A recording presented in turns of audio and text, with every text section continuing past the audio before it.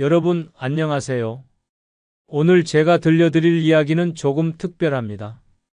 이 이야기를 끝까지 들으시면 여러분 인생에서 정말 중요한 무언가를 발견하시게 될 거예요. 그리고 어쩌면 오늘 밤 잠자리에 들기 전에 한 사람의 얼굴이 떠오를지도 모릅니다. 자, 이야기를 시작하기 전에 하나 여쭤볼게요. 여러분은 혹시 이런 생각 해보신 적 있으세요? 왜 나는 열심히 사는데 운이 따라주지 않을까? 왜 똑같이 노력하는데 어떤 사람은 성공하고 나는 제자리 걸음일까? 제 이웃에 한 분이 계셨습니다. 이름은 김 사장님이라고 부르겠습니다. 이분은 정말 성실한 분이셨어요. 새벽 5시면 어김없이 가게 문을 여셨고 밤 11시가 넘어서야 셔터를 내리셨죠. 30년 넘게 한결같이 장사를 하셨습니다. 그런데 이상한 일이었습니다. 옆 가게들은 하나둘 커져가는데 김 사장님 가게는 언제나 그 자리였어요. 심지어 몇 년 전부터는 손님이 점점 줄어들기 시작했습니다. 왜 그랬을까요? 저는 오랫동안 그 이유를 몰랐습니다. 김 사장님은 게으르지도 않았고 불친절하지도 않았거든요. 그런데 어느 날 우연히 그 비밀을 알게 되었습니다. 한 손님이 제게 이렇게 말씀하시더군요. 김 사장님 좋은 분인데 약속은 잘 안 지켜요. 이번 주에 물건 들어온다고 해놓고 한 달이 지나도록 연락이 없어요.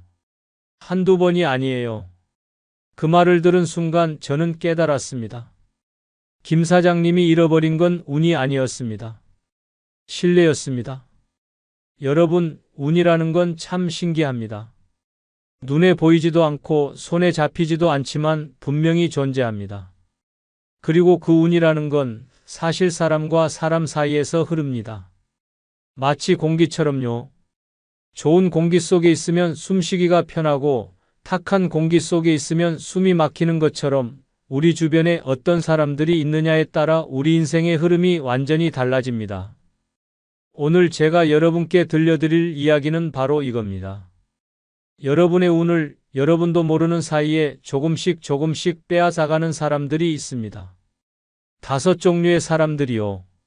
이 사람들은 겉으로 봐서는 잘 모릅니다. 친절해 보일 수도 있고 능력 있어 보일 수도 있어요. 하지만 시간이 지나면 여러분은 알게 됩니다. 내 곁에 이런 사람이 있었구나. 그래서 내 인생이 이렇게 흘러왔구나. 저는 오늘 이 5종류의 사람들에 대해 아주 자세히 말씀드리려고 합니다. 그리고 각각의 이야기마다 실제로 제가 보고 겪은 일들을 함께 나눠드릴 겁니다. 이 이야기들은 어쩌면 여러분의 이야기일 수도 있습니다. 아니면 여러분 주변 누군가의 이야기일 수도 있고요. 자, 그럼 지금부터 시작해 볼까요? 첫 번째 이야기입니다. 혹시 여러분 통장에 돈이 쌓이는 걸 상상해 보신 적 있으세요? 매일 조금씩 1,000원씩이라도 넣으면 1년이면 36만 5천 원이 됩니다. 작은 돈이지만 쌓이면 큰 돈이 되죠. 그런데 신뢰라는 건 그것보다 더 중요한 통장입니다. 눈에 보이지 않는 통장이에요. 우리가 누군가와 약속을 지킬 때마다 그 보이지 않는 통장에 돈이 쌓입니다. 반대로 약속을 어길 때마다 그 통장에서 돈이 빠져나갑니다. 그런데 문제는 이 통장은 마이너스가 되면 파산한다는 겁니다. 그리고 한번 파산하면 다시 통장을 만들기가 정말 어렵습니다. 제가 아는 분 중에 박 부장님이라는 분이 계셨습니다. 이분은 정말 똑똑하셨어요. 명문대를 나오셨고 일도 빠르고 정확하게 처리하셨습니다. 회사에서도 인정받는 분이셨죠. 그런데 이분에게 딱 한 가지 문제가 있었습니다. 작은 약속을 자주 어기셨어요. 다음 주까지 보고서 드릴게요 하고는 2주가 지나도록 아무 말이 없었습니다. 점심때 전화 드릴게요 하고는 저녁이 되어서야 연락이 왔어요. 처음에는 다들 이해했습니다. 바쁘시겠거니 깜빡하셨겠거니. 그런데 이게 한두 번이 아니었습니다. 1년쯤 지났을까요? 회사에서 중요한 프로젝트 리더를 뽑는데 박 부장님은 후보에조차 오르지 못했습니다. 능력으로 보면 당연히 뽑혀야 할 뿐이었는데 말이죠. 왜 그랬을까요? 나중에 인사팀 직원한테 들은 이야기인데요. 임원들이 이렇게 말했답니다. 박 부장, 일은 잘하는데 약속을 못 믿겠어. 큰 프로젝트를 맡기기엔 불안해. 여러분, 이게 바로 신뢰라는 통장이 파산한 순간입니다. 아무리 능력이 뛰어나도 아무리 학벌이 좋아도 신뢰라는 통장이 비어 있으면 기회는 오지 않습니다. 그렇다면 반대의 경우도 있을까요? 네, 있습니다. 제가 아는 또 다른 분 이야기를 해드릴게요. 이분은 학력도 그리 높지 않았고 말솜씨도 특별하지 않았습니다. 그런데 이분에게는 한 가지 특별한 점이 있었어요. 약속을 반드시 지키는 분이었습니다. 어느 겨울이었습니다. 굉장히 추운 날이었어요. 눈도 많이 내렸고요. 그날 이분은 거래처에 물건을 배송하기로 약속했습니다. 그런데 차가 고장이 났어요. 보통 사람 같으면 전화해서 죄송한데 오늘은 어렵습니다. 내일 드릴게요 하고 말았을 겁니다. 날씨도 안 좋고 차도 고장 났으니 충분히 이해받을 수 있는 상황이었죠. 그런데 이분은 달랐습니다. 대중교통을 타고 물건을 직접 들고 갔습니다. 2시간이 넘게 걸렸대요. 땀을 뻘뻘 흘리며 도착한 이분을 보고 거래처 사장님이 깜짝 놀랐습니다. 아니, 이렇게까지 하실 필요 없는데요. 내일 와도 괜찮았어요. 그러자 이분이 이렇게 대답했답니다. 약속은 약속이니까요. 제가 오늘 드린다고 했으니까요. 그 한마디가, 그 한 번의 행동이 무엇을 만들었을까요? 그 거래처는 지금까지도 15년째 이분과 거래하고 있습니다. 그리고 그 거래처 사장님이 다른 사람들에게 이분을 소개해줘서 지금은 거래처가 10군데가 넘습니다. 여러분, 이게 바로 신뢰가 만든 기적입니다. 신뢰라는 통장에 꾸준히 저축한 사람에게는 언젠가 큰 이자가 돌아옵니다. 그런데 말이죠. 신뢰를 잃은 사람들에게는 공통점이 있습니다. 그들은 항상 변명부터 합니다. 제가 바빠서요. 깜빡했어요. 다음에는 꼭 지킬게요. 그런데 다음에도 그 다음에도 똑같습니다. 왜 그럴까요? 그들은 약속의 무게를 모릅니다. 약속을 그냥 말로만 생각해요. 그런데 약속은 말이 아닙니다. 약속은 계약입니다. 나와 상대방 사이에 보이지 않는 계약이에요. 제가 어렸을 때 할아버지가 해주신 말씀이 있습니다. 약속은 빚이다. 빚은 반드시 갚아야 한다. 어린 마음에는 무슨 뜻인지 잘 몰랐어요. 그런데 나이가 들면서 이 말씀이 정말 깊은 뜻을 담고 있다는 걸 알게 되었습니다. 우리가 누군가에게 약속하는 순간 우리는 그 사람에게 빚을 진 겁니다. 시간의 빚, 기대의 빚, 신뢰의 빚을요. 그 빚을 갚지 않으면 우리의 신용은 떨어집니다. 그리고 신용이 떨어진 사람에게는 아무도 더 이상 기회를 주지 않습니다. 자, 그럼 여기서 여러분께 질문 하나 드릴게요. 여러분은 지난 한 달 동안 누군가와 한 약속을 모두 지키셨나요? 혹시 나중에 연락할게, 다음에 밥 한번 먹자 이런 말 가볍게 하고 잊어버린 적은 없으신가요? 저도 솔직히 고백하자면 젊었을 때는 그런 적이 많았습니다. 별 생각 없이 그래, 다음에 보자 하고는 까맣게 잊어버렸죠. 그런데 어느 날 한 친구가 제게 이렇게 말했습니다. 너 있잖아, 맨날 다음에 보자고 하는데 언제 다음이야? 솔직히 믿음이 안 가. 그 말이 가슴에 꽂혔습니다.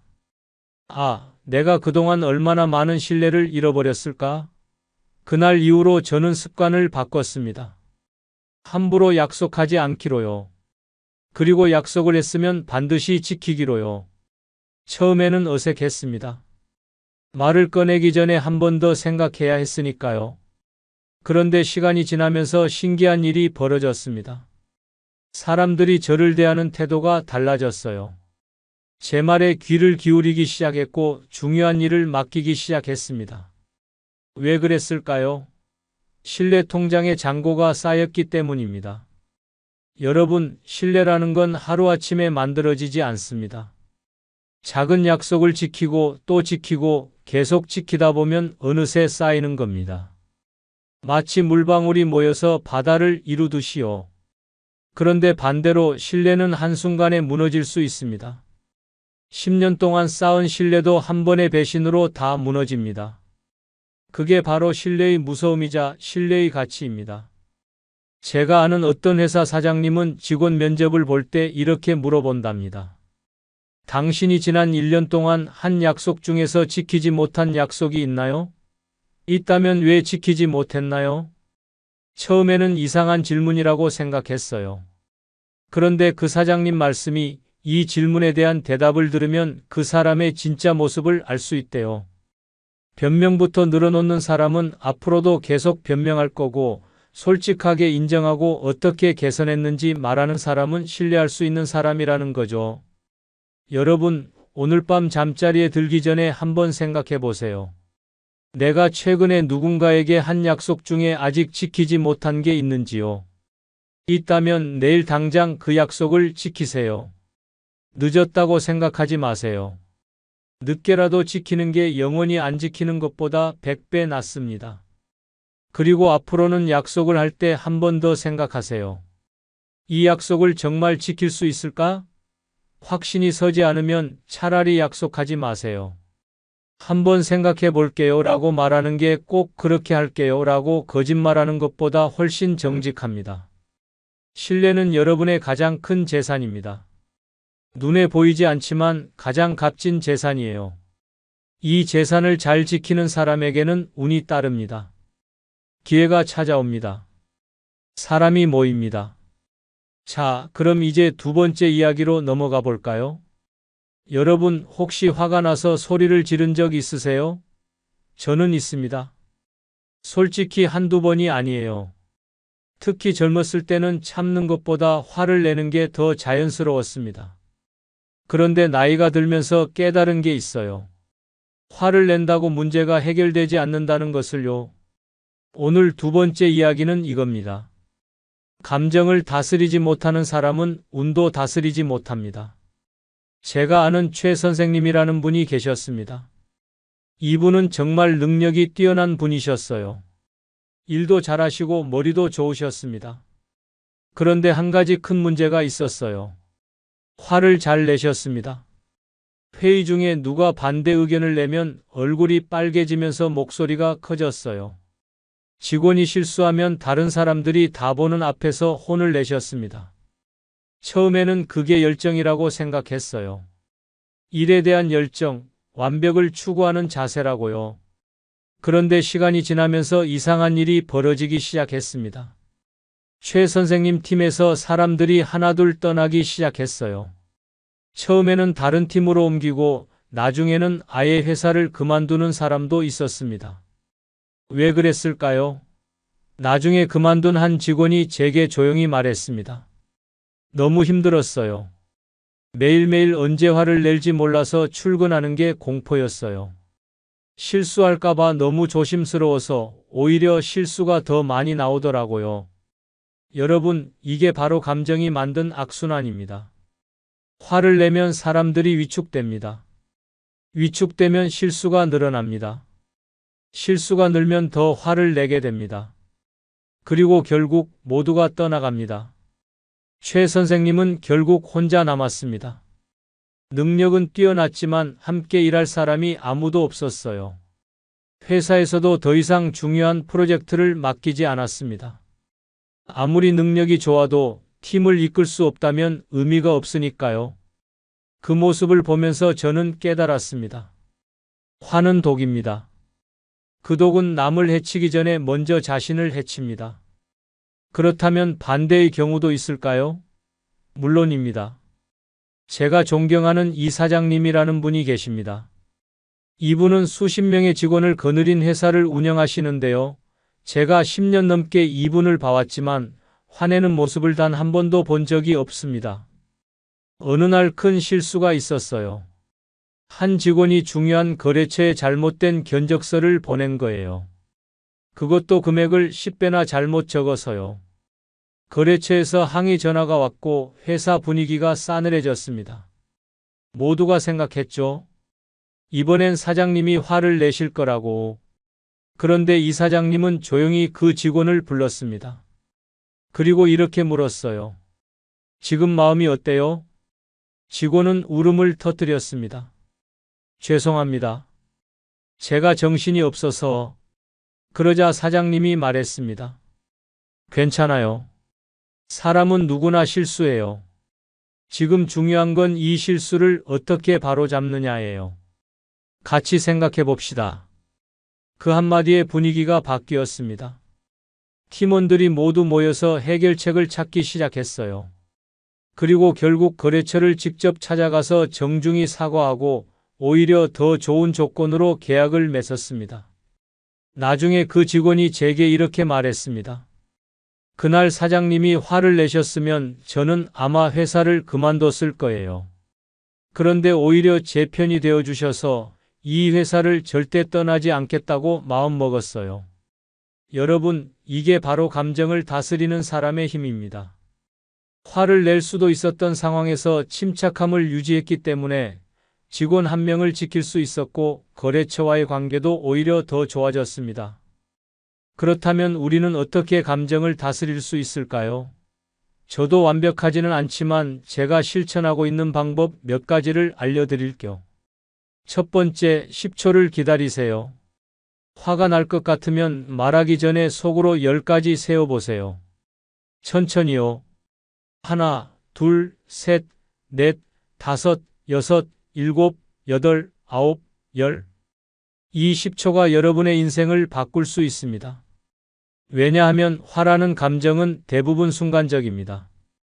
10초만 참으면 그 뜨거운 감정이 조금 식습니다.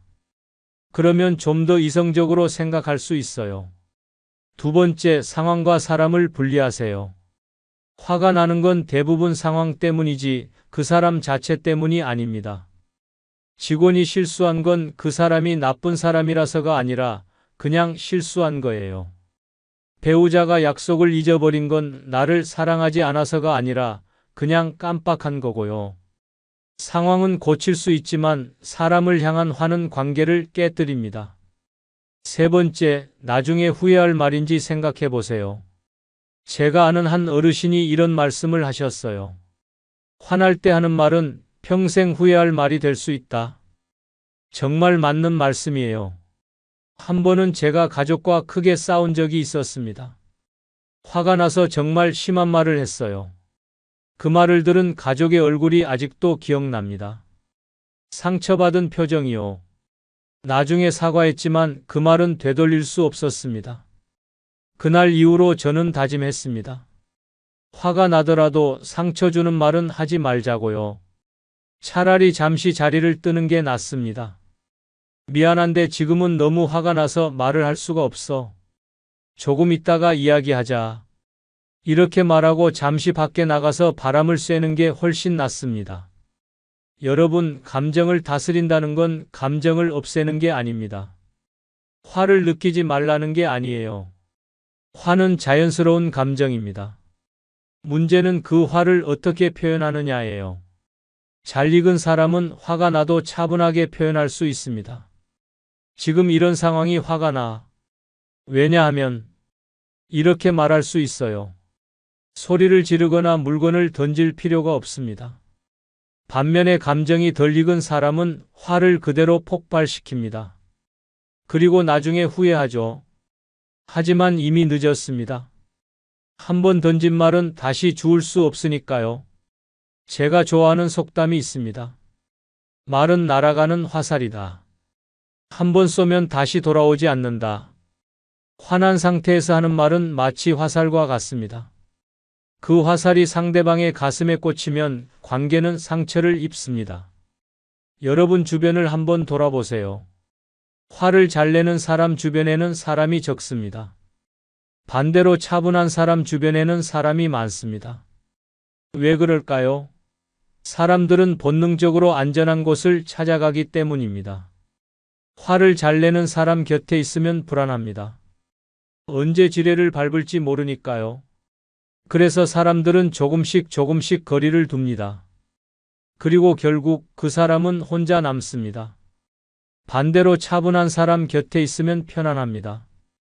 실수해도 이해해 줄 것 같고 문제가 생겨도 같이 해결해 줄 것 같으니까요. 그래서 사람들이 모입니다. 여러분, 운이라는 건 사람을 따라옵니다. 사람이 많은 곳에 기회가 생기고 기회가 생기면 운이 따라옵니다. 그러니까 결국 감정을 다스리는 능력이 곧 운을 부르는 능력인 셈이에요. 오늘 하루만이라도 실천해 보세요. 화가 날 것 같으면 10초를 세어보세요. 그리고 침착하게 말해보세요. 처음에는 어색할 겁니다. 하지만 계속 연습하다 보면 어느새 습관이 됩니다. 그리고 그 습관이 여러분의 운명을 바꿀 겁니다. 자, 이제 세 번째 이야기로 넘어가 볼까요? 여러분, 혹시 이런 사람 만나보신 적 있으세요? 처음 만났을 때는 정말 좋은 사람 같았어요. 말도 잘하고 계획도 멋지게 세우고 이거 하면 대박 날 거야 하면서 신나게 이야기합니다. 그런데 시간이 지나면 알게 돼요. 말만 많고 실천은 없다는 걸요. 오늘 세 번째 이야기는 이겁니다.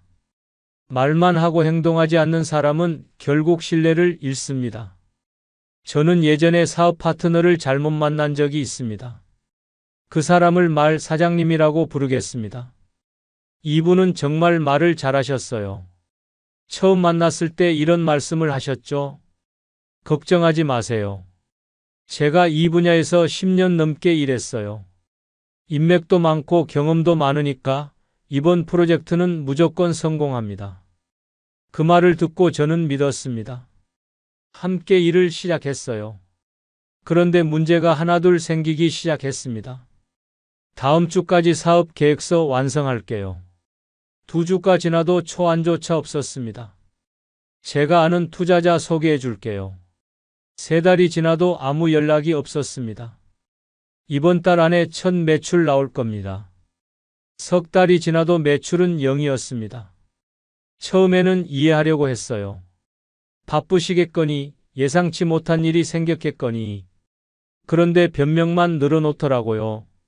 제가 요즘 개인적으로 힘든 일이 있어서요. 시장 상황이 갑자기 나빠져서요. 다른 일이 급하게 들어와서요. 처음엔 그럴싸하게 들렸습니다. 그런데 세 번째, 네 번째 변명을 들으면서 깨달았어요. 아, 이 사람은 원래 이런 사람이구나. 말은 잘하지만 실천은 안 하는 사람이구나. 결국 그 사업은 실패했습니다. 제가 투자한 돈도 시간도 다 날아갔어요. 하지만 더 큰 손실은 따로 있었습니다. 그 사람을 믿었던 제 자신에 대한 믿음이 흔들린 거예요. 그 일 이후로 저는 사람을 볼 때 기준이 생겼습니다. 말이 아니라 행동을 보기로 한 거죠. 예를 들어 볼까요? 누가 다음 주에 연락드릴게요 하면 저는 속으로 달력에 표시해 둡니다. 그리고 정말 연락이 오는지 확인해요. 한두 번은 실수일 수 있으니까 넘어갑니다. 하지만 3번 이상 약속을 안 지키면 그 사람은 제 인생에서 중요한 위치에 두지 않습니다. 냉정하게 들리나요? 하지만 이게 현실입니다. 말만 하는 사람과 함께 있으면 제 인생도 말만 많아지고 실천은 없어집니다.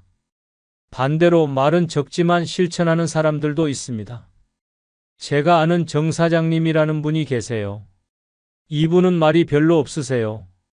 회의를 해도 그냥 듣기만 하시고 질문을 해도 짧게만 대답하십니다. 처음에는 좀 답답했어요. 좀 더 적극적으로 의견을 말씀하시지 하고 생각했죠.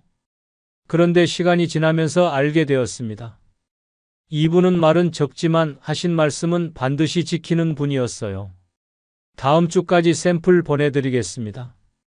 정확히 일주일 뒤에 샘플이 도착했습니다. 이번 달 말까지 문제 해결하겠습니다. 한 달도 안 되어서 문제가 해결되었습니다. 제가 한번 알아보겠습니다. 이틀 뒤에 자세한 보고서를 보내주셨습니다. 이분과 일하면 편합니다. 왜냐하면 믿을 수 있으니까요.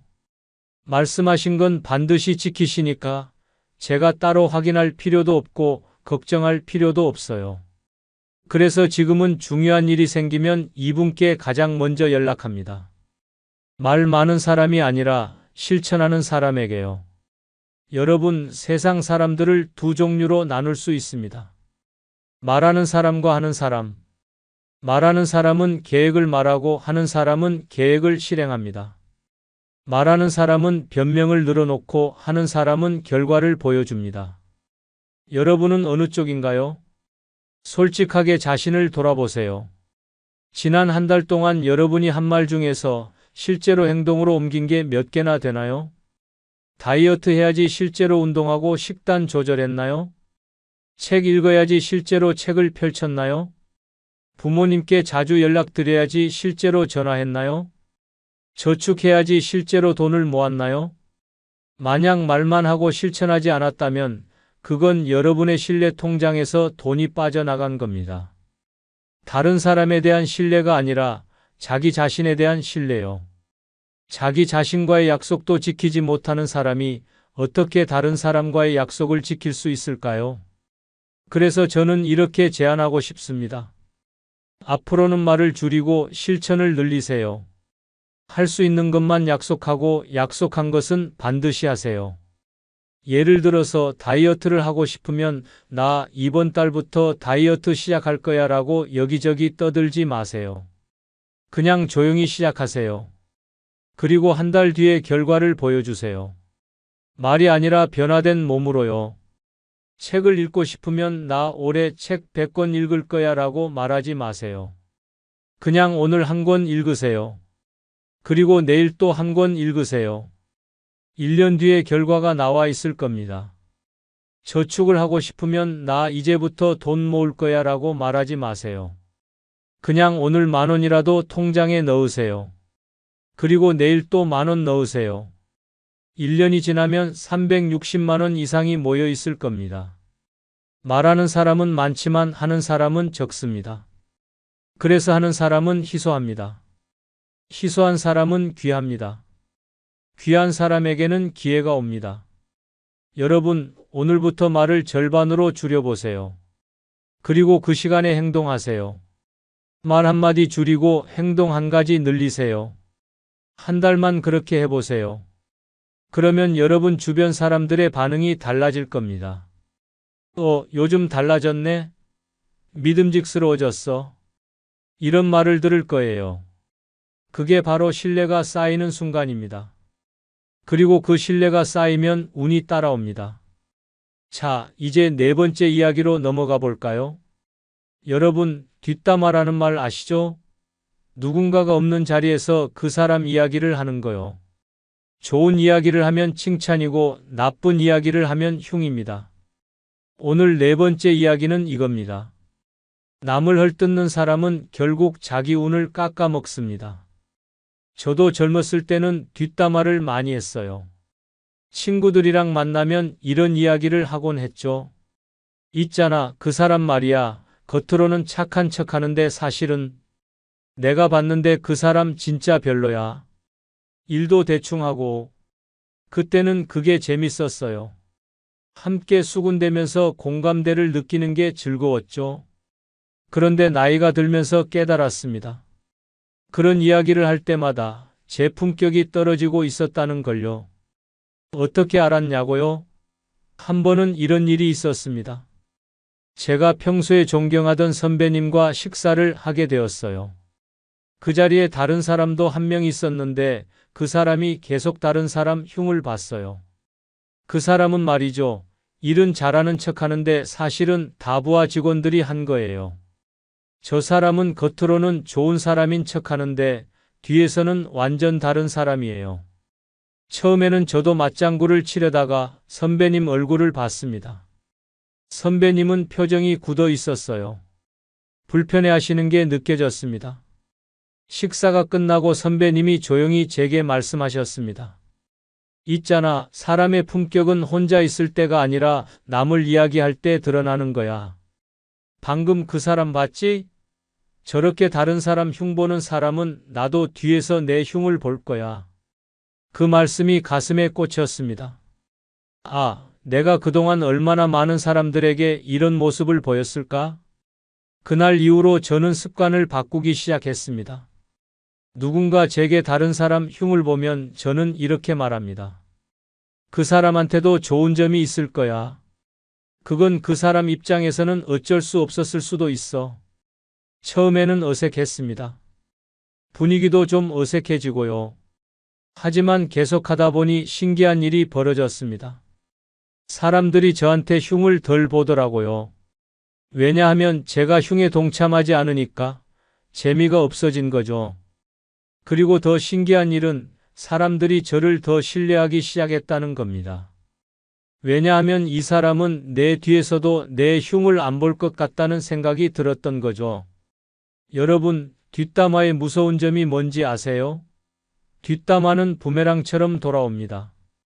제가 누군가의 흉을 보면 그 사람도 언젠가 제 흉을 봅니다. 그리고 그 말은 또 다른 사람에게 전해지고 결국 저한테 돌아옵니다.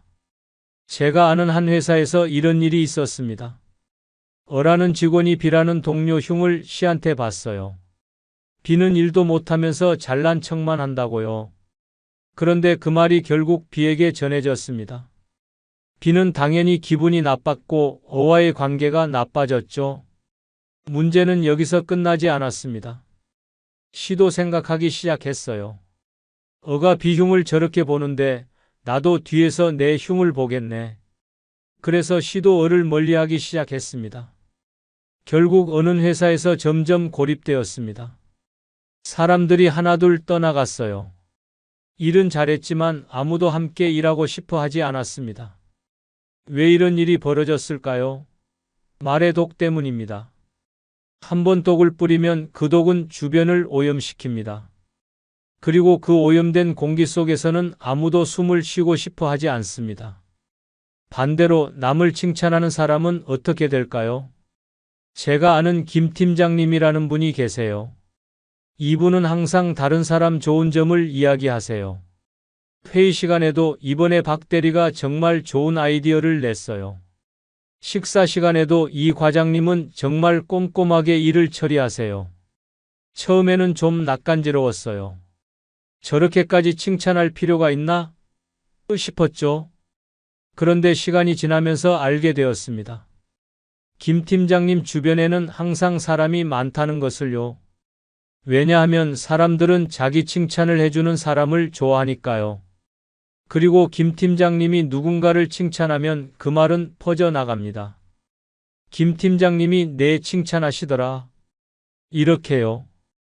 그러면 칭찬받은 사람은 김 팀장님을 더 좋아하게 됩니다.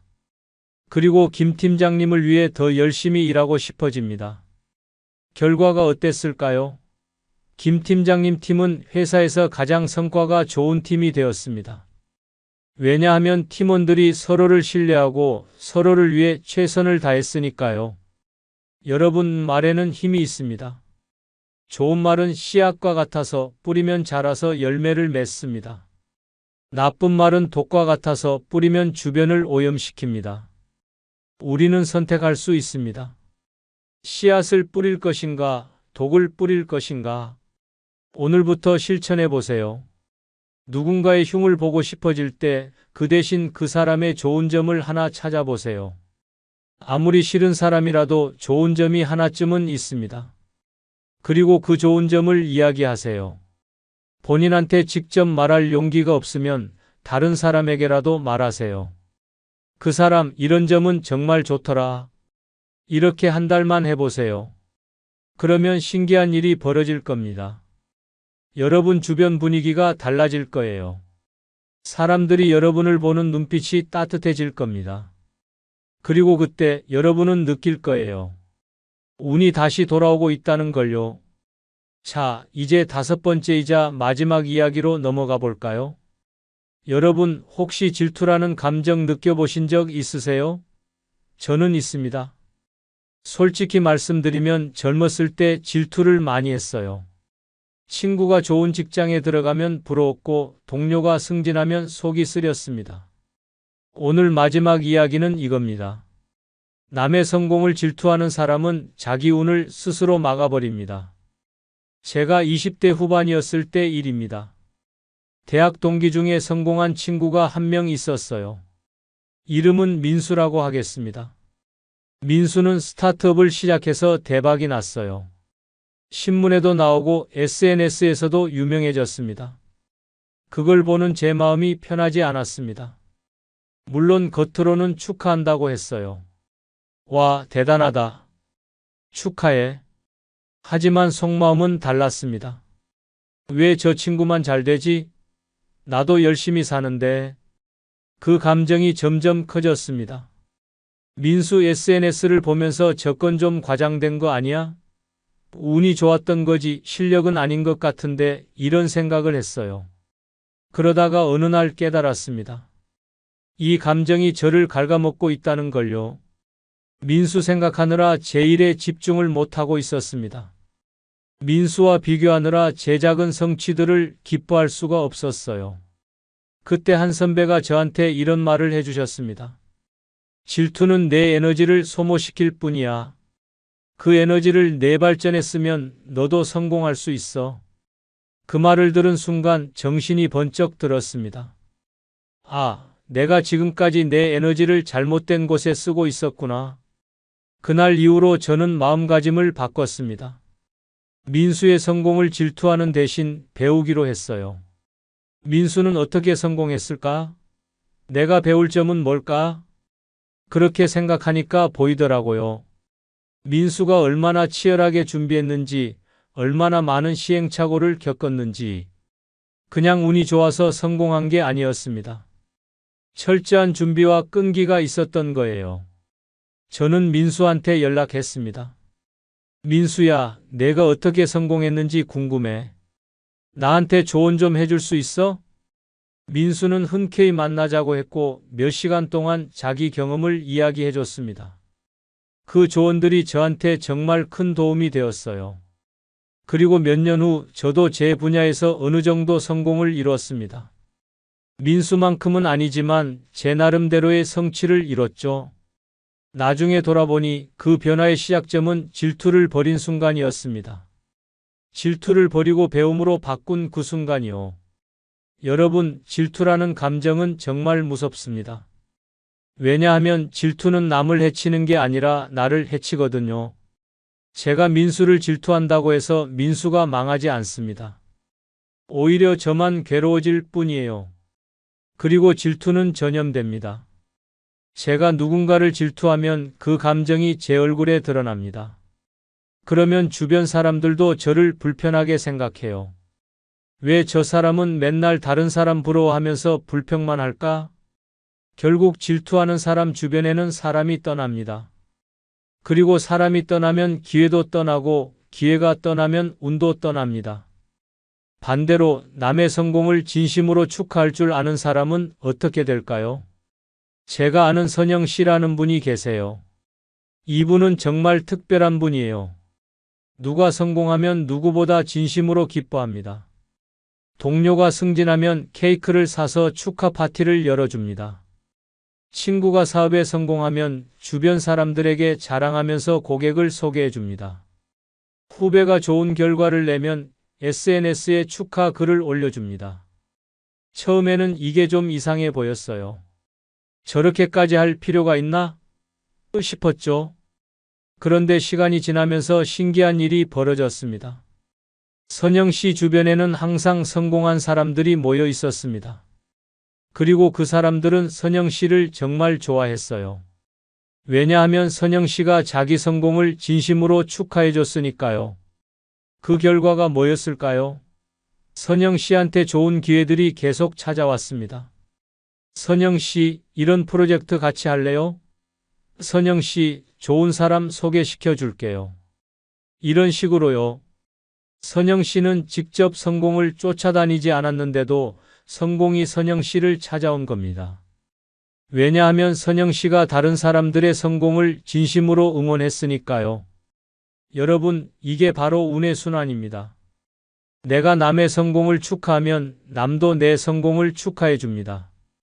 내가 남의 기쁨을 함께 나누면 남도 내 기쁨을 함께 나눠줍니다.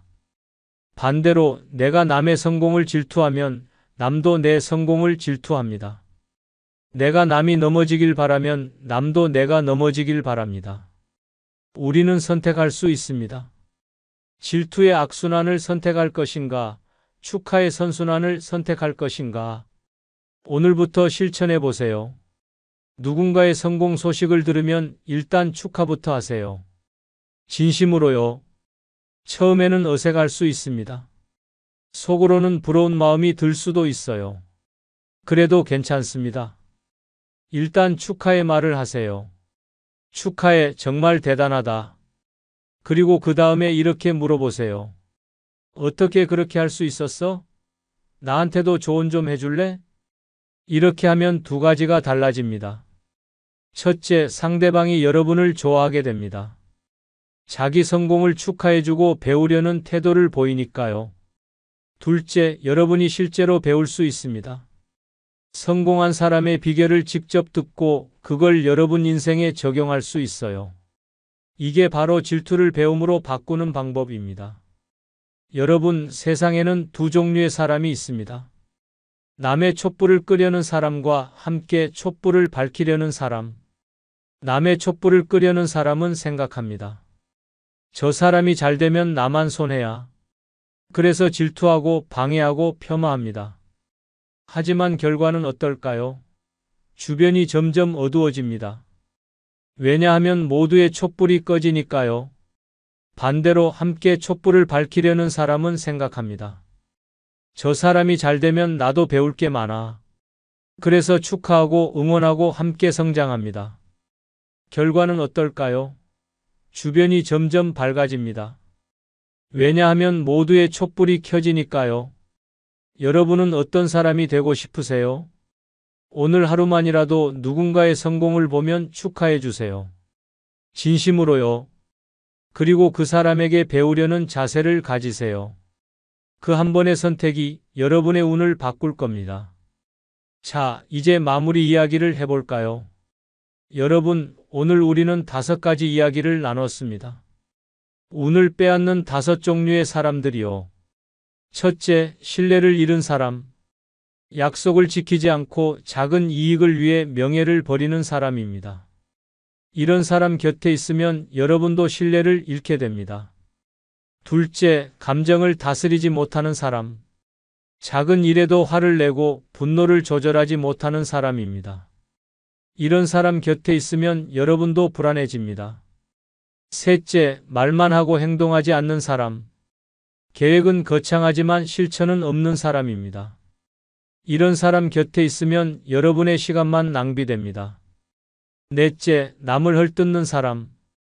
뒤에서 흉을 보고 험담을 즐기는 사람입니다. 이런 사람 곁에 있으면 여러분도 덩달아 품격이 낮아집니다. 다섯째, 질투하는 사람. 남의 성공을 시기하고 남이 넘어지길 바라는 사람입니다. 이런 사람 곁에 있으면 여러분도 부정적인 마음이 커집니다. 이 5종류의 사람들, 여러분 주변에도 있나요? 한번 돌아보세요. 혹시 떠오르는 얼굴이 있으신가요? 있다면 조심하세요. 그 사람이 나쁜 사람이라는 게 아닙니다. 다만 그 사람과 너무 가까이 있으면 여러분의 운이 영향을 받을 수 있다는 겁니다. 그렇다고 당장 관계를 끊으라는 말은 아닙니다. 다만 거리를 조금 두세요. 그리고 더 좋은 사람들과 시간을 보내세요. 운을 부르는 사람들이 있습니다. 약속을 지키는 사람, 침착한 사람, 행동하는 사람, 칭찬하는 사람, 축하할 줄 아는 사람. 이런 사람들과 함께 하세요. 그런데 여러분, 더 중요한 게 있습니다. 우리 자신도 그런 사람이 되어야 한다는 거예요. 다른 사람을 바꿀 수는 없습니다. 하지만 나 자신은 바꿀 수 있습니다. 내가 먼저 신뢰할 수 있는 사람이 되고, 침착한 사람이 되고, 행동하는 사람이 되고, 칭찬하는 사람이 되고, 축하하는 사람이 되어야 합니다. 그러면 신기한 일이 벌어집니다. 비슷한 사람들이 모여들어요. 물은 물끼리, 기름은 기름끼리 모이듯이 좋은 사람은 좋은 사람끼리 모입니다. 그래서 제가 여러분께 드리는 마지막 조언은 이겁니다. 오늘부터 단 3가지만 실천해 보세요. 첫째, 작은 약속이라도 반드시 지키세요. 나중에 연락할게라고 했으면 정말 연락하세요. 다음에 밥 먹자고 했으면 약속을 잡으세요. 둘째, 화가 날 것 같으면 10초를 세세요. 그리고 침착하게 말하세요. 분노는 문제를 해결하지 못합니다. 셋째, 하루에 한 사람은 칭찬하세요. 진심으로요. 그 사람의 좋은 점을 찾아서 말해주세요. 이 세 가지만 한 달 동안 실천해 보세요. 그러면 여러분 인생이 달라질 겁니다. 주변 사람들이 달라지고 기회가 달라지고 운이 달라질 거예요. 마지막으로 한 가지만 더 말씀드리고 싶습니다. 운이라는 건 멀리 있지 않습니다. 로또를 사거나 점을 보거나 부적을 사는 게 아니에요. 운은 바로 여러분 옆에 있습니다. 여러분이 매일 만나는 사람들, 여러분이 매일 하는 선택, 여러분이 매일 하는 말 속에 운이 있습니다. 좋은 사람과 함께하고 좋은 선택을 하고 좋은 말을 하세요. 그러면 운은 저절로 따라옵니다. 여러분, 오늘 이 긴 이야기를 끝까지 들어주셔서 정말 감사합니다. 이 이야기가 여러분 인생에 작은 변화라도 가져다 주었으면 좋겠습니다. 혹시 이 이야기가 도움이 되셨다면 주변 분들에게도 나눠주세요. 가족에게, 친구에게, 동료에게. 좋은 이야기는 나눌수록 배가 됩니다. 그리고 여러분 인생에도 좋은 운이 가득하길 진심으로 바랍니다. 오늘도 좋은 하루 보내세요. 그리고 기억하세요. 운은 우연이 아니라 선택입니다. 오늘 여러분이 하는 선택이 내일의 운을 만듭니다. 다음에 또 좋은 이야기로 찾아뵙겠습니다. 감사합니다. 제 친구 아버지 이야기를 먼저 들려드릴게요. 이분은 평생 성실하게 일하셨습니다. 대기업에서 35년을 근무하시고 60세에 명예퇴직을 하셨어요. 퇴직금으로 2억 원, 그동안 모아둔 예금이 7천만 원, 아파트 한 채, 그리고 국민연금까지 받으시는 상황이었죠. 누가 봐도 여유로운 노후가 보장된 것처럼 보였습니다. 그런데 말이죠. 정확히 10년이 지난 70세, 이분은 빚쟁이가 되어 계셨습니다. 아파트는 경매로 넘어갔고 통장에는 10만 원도 남아있지 않았어요. 자식들한테 손 벌리기 민망해서 지금은 작은 원룸에서 국민연금 월 90만 원으로 근근히 생활하고 계십니다. 평생 모은 3억 원 가까운 돈이 어떻게 10년 만에 다 사라졌을까요? 주식 투자로 날렸을까요? 사기를 당했을까요? 아니면 도박이라도 하셨을까요? 아닙니다. 이분은 그 어떤 무리한 투자도 하지 않으셨어요. 도박은 평생 안 하셨고 사기도 당하지 않으셨습니다. 그냥 평범하게 우리가 생각하는 일반적인 노후 생활을 하셨을 뿐입니다. 그런데 왜 이렇게 됐을까요? 오늘 제가 여러분께 말씀드릴 내용은 바로 이겁니다. 은퇴자 10명 중 7명이 경제적 어려움을 겪는 이유, 평생 모은 돈이 순식간에 사라지는 진짜 이유, 그리고 가장 중요한 것, 어떻게 하면 이런 상황을 피할 수 있는지에 대한 이야기입니다. 통계청 자료를 보면 말이죠. 우리나라 65세 이상 노인 빈곤율이 무려 40%가 넘습니다. 경제협력개발기구 OECD 회원국 중에서 1위예요. 이게 무슨 의미일까요? 은퇴 후에 가난해지는 게 예외가 아니라 흔한 일이 되어버렸다는 겁니다. 여러분은 지금 이 순간 노후를 준비하고 계신가요? 아니면 이미 은퇴하셨나요? 어느 쪽이든 괜찮습니다. 오늘 이 영상을 끝까지 보시면 여러분의 노후가 달라질 수 있습니다. 지금부터 제가 말씀드릴 5가지 함정. 이것만 피하셔도 여러분의 노후는 안전할 겁니다. 준비되셨나요? 그럼 시작하겠습니다. 첫 번째 함정, 바로 은퇴 후 지출 습관의 착각입니다. 많은 분들이 이렇게 생각하세요. 이제 회사 안 다니니까 돈 쓸 일이 없겠네. 교통비도 안 들고 점심값도 안 들고 커피값도 안 들고. 맞습니다. 직장 다닐 때 썼던 돈은 확실히 줄어들죠. 그런데 말입니다. 실제로 은퇴하신 분들을 만나보면 어떤 일이 벌어질까요? 제가 아는 김 선생님 이야기를 들려드릴게요. 이분은 은퇴 전에 한 달에 대략 250만 원 정도 쓰셨어요. 은퇴하시면서 생각하셨죠. 앞으로는 200만 원이면 충분하겠네. 그런데 실제로 은퇴하고 나서 가계부를 써보니까 어땠을까요? 첫 달에 280만 원, 둘째 달에 300만 원, 셋째 달에 320만 원이 나갔어요. 오히려 늘어난 겁니다. 왜 이런 일이 벌어질까요? 첫째, 시간이 많아지니까 쓸 곳이 많아집니다. 평일 낮에 친구들 만나서 밥 먹고 차 한잔하고 이게 한 번에 3만 원에서 5만 원씩 나가요. 일주일에 두세 번만 만나도 한 달에 30만 원이 훌쩍 넘어갑니다. 둘째, 취미 생활이 생깁니다. 등산 좋아하시는 분은 등산복, 등산화, 등산 스틱, 배낭 이런 거 사시죠. 골프 치시는 분은 말할 것도 없고요. 한번 치러 나가면 10만 원에서 20만 원은 기본입니다. 셋째, 여행을 다니십니다. 평생 일만 했으니까 이제 좀 놀아야지. 이 생각 자체는 나쁘지 않아요. 문제는 국내 여행 한 번에 50만 원에서 100만 원, 해외여행은 1인당 200만 원에서 300만 원씩 나간다는 겁니다. 넷째, 자녀들 챙기는 비용이 늘어납니다. 직장 다닐 때는 바빠서 못 챙겼는데 이제 시간이 나니까 손주들 용돈도 주고 맛있는 것도 사주고 이게 또 만만치 않은 돈이에요. 다섯째, 그리고 이게 가장 무서운 건데요. 심리적 보상 소비가 시작됩니다. 평생 고생했는데 이 정도는 써도 되지 않나? 이런 생각이 들기 시작하는 거예요. 백화점 가서 옷 한 벌 사고 좋은 가구 하나 들이고 차를 바꾸고 이렇게 큰 돈이 나가기 시작합니다. 실제로 한국은행에서 조사한 자료를 보면요. 은퇴 직후 5년 동안 소비 지출이 오히려 은퇴 전보다 평균 15% 정도 증가한다고 합니다. 놀랍지 않으세요? 그러니까 김 선생님처럼 한 달에 300만 원씩 쓰면 1년에 3,600만 원이에요. 5년이면 1억 8천만 원입니다. 퇴직금 2억 원이 5년 만에 거의 다 사라지는 거죠. 여기에 무서운 게 뭐냐면요. 이렇게 쓰다 보면 돈이 생각보다 빨리 줄어드네 하고 깨닫는 순간이 옵니다. 그런데 그때는 이미 늦은 경우가 많아요. 습관이 몸에 배어버렸거든요. 그래서 제가 드리고 싶은 첫 번째 조언은 이겁니다. 은퇴하시면 최소 6개월에서 1년은 철저하게 가계부를 쓰세요. 내가 어디에 얼마를 쓰는지 정확히 파악하셔야 합니다. 그리고 예상했던 금액과 실제 지출을 비교해보세요. 생각보다 많이 쓰고 계신가요? 그럼 지금 당장 줄이셔야 합니다. 나중에 줄이는 게 아니에요.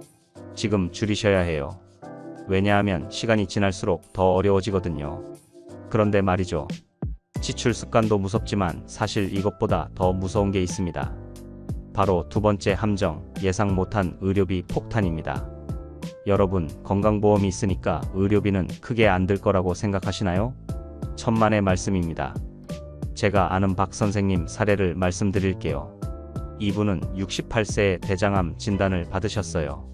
다행히 초기에 발견해서 수술하면 완치 가능한 상황이었습니다. 수술비는 건강보험이 적용되니까 200만 원 정도 들었어요. 생각보다 안 드네? 하셨죠? 그런데 여기서 끝이 아니었습니다. 항암 치료를 시작하면서 문제가 생겼어요. 건강보험이 적용되는 항암제가 있고 안 되는 항암제가 있거든요. 의사 선생님이 말씀하시길 건강보험 적용되는 약은 효과가 좀 떨어지고 비급여 항암제를 쓰면 완치율이 훨씬 높다는 거예요. 여러분이라면 어떤 선택을 하시겠어요? 당연히 효과 좋은 약을 쓰고 싶으시겠죠. 박 선생님도 그러셨어요. 그런데 그 비급여 항암제가 한 번에 200만 원이었습니다. 총 12회 맞아야 하니까 2,400만 원이에요. 여기에 각종 검사비, 영양제, 면역 증강제 이런 거 다 합치니까 총 2,800만 원이 들어갔습니다. 다행히 박 선생님은 암보험을 들어놔서 일부는 보험금으로 해결하셨어요. 그래도 본인 부담금이 1,000만 원이 넘었습니다. 그런데 이게 끝이 아닙니다. 암 치료 후에 몸이 많이 약해지셨어요. 면역력도 떨어지고 소화도 잘 안 되고 그래서 한 달에 한약, 영양제, 건강기능식품에 50만 원씩 쓰고 계세요. 1년이면 600만 원입니다. 이게 특별한 경우일까요? 아닙니다. 우리나라 국민 평균 수명이 83세예요. 그런데 건강 수명은 73세 정도입니다. 그 말은 뭐냐면 마지막 10년은 아프면서 산다는 얘기예요. 실제로 통계를 보면 65세 이상 노인의 연간 의료비가 평균 350만 원 정도 됩니다. 건강보험공단에서 나온 자료예요. 그런데 이건 평균일 뿐이고 중증 질환에 걸리면 몇 배로 뛰어오릅니다. 당뇨병 있으시면 한 달에 약값, 검사비로 10만 원에서 20만 원 나가요.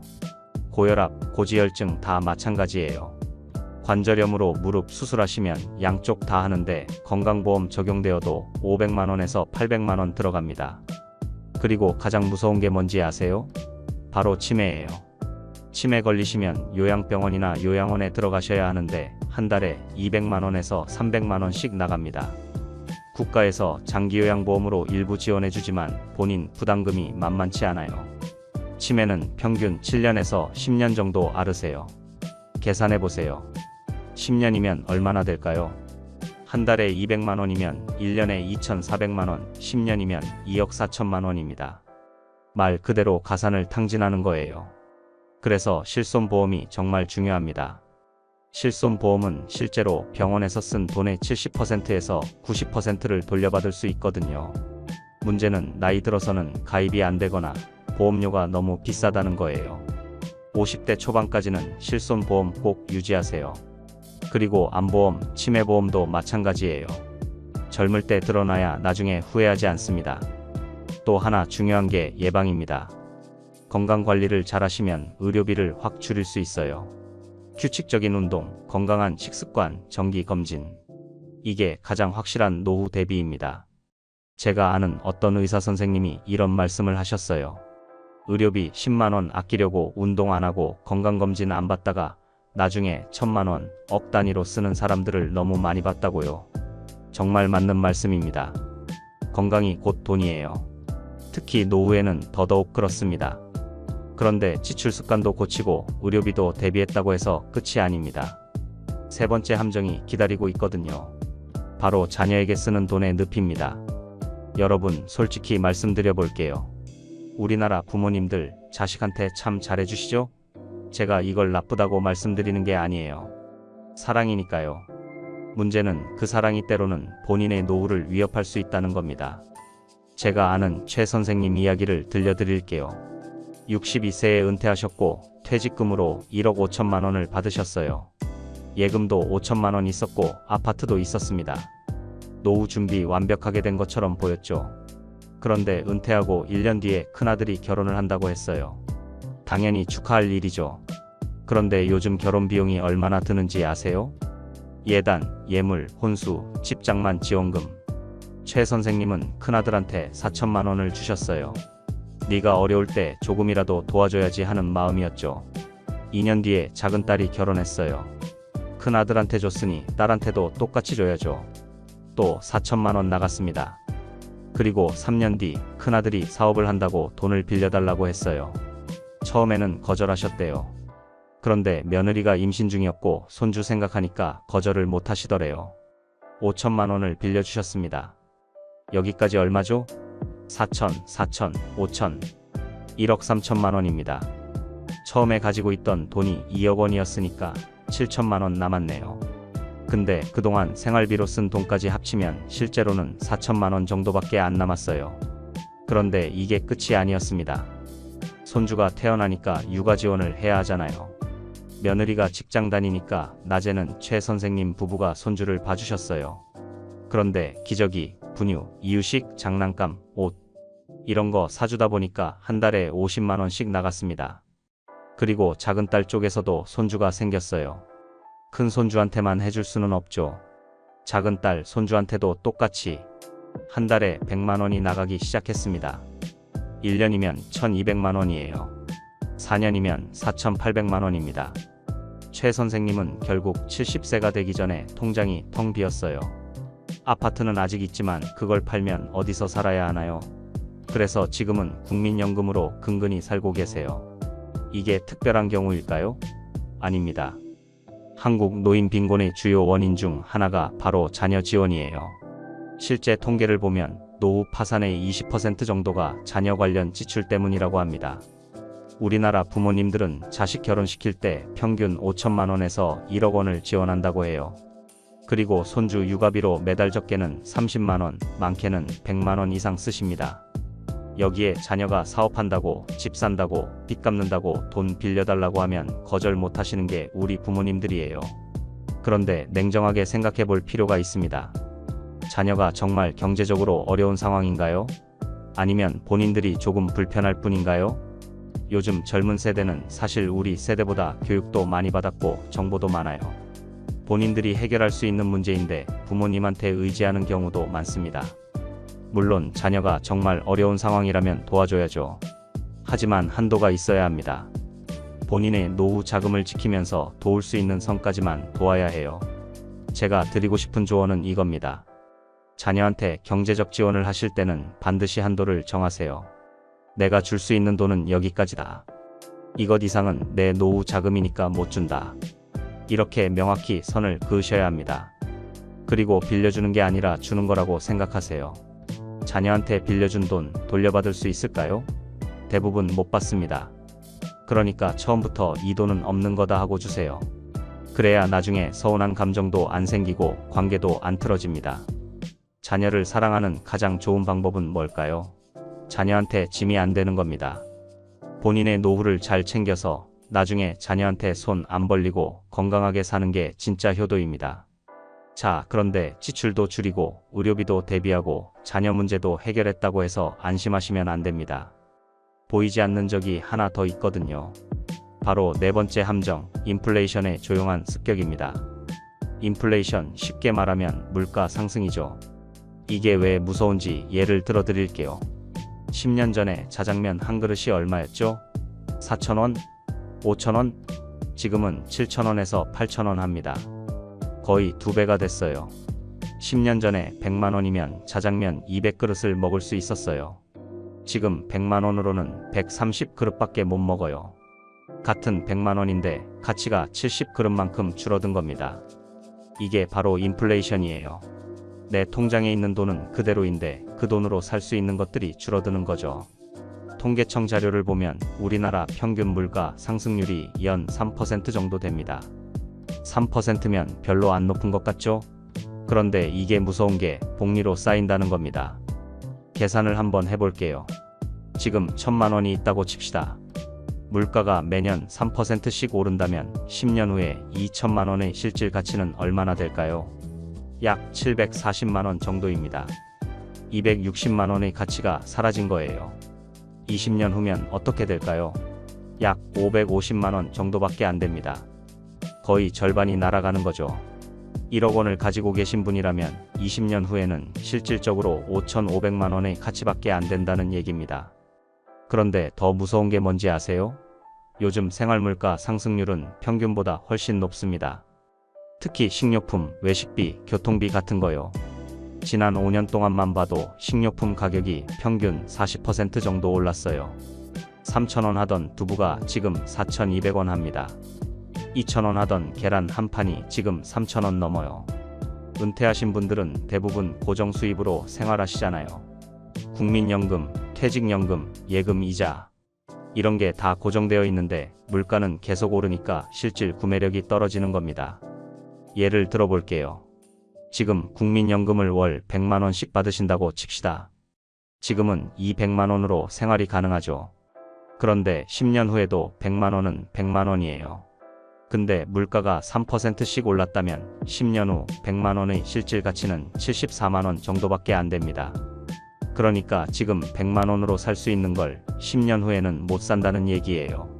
생활비를 줄이든지 아니면 다른 수입원을 찾든지 해야 합니다. 이게 바로 은퇴자들이 처음에는 괜찮다가 시간이 지날수록 어려워지는 이유예요.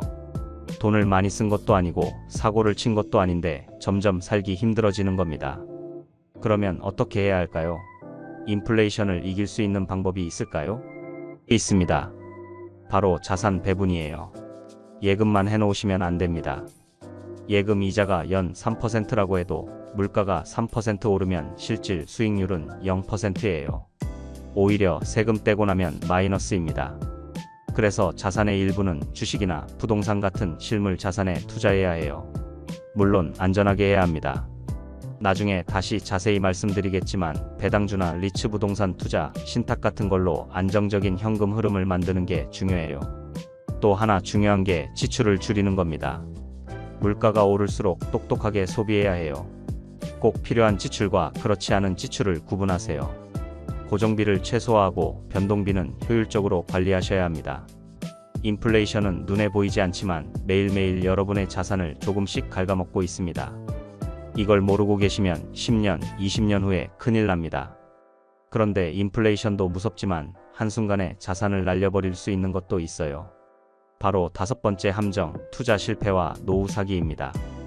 은퇴하신 분들 중에 이런 분들이 정말 많아요. 통장에 돈이 있으니까 불안한 거예요. 이렇게 가만히 놔두면 이자도 얼마 안 되고 물가만 오르는데 뭔가 좀 해봐야 되는 거 아냐? 이런 생각이 드는 순간 위험합니다. 제가 아는 정 선생님 이야기를 들려드릴게요. 67세의 친구 소개로 부동산 투자 설명회에 가셨대요. 거기서 강사가 말하는 걸 들어보니까 너무 좋은 것 같았대요.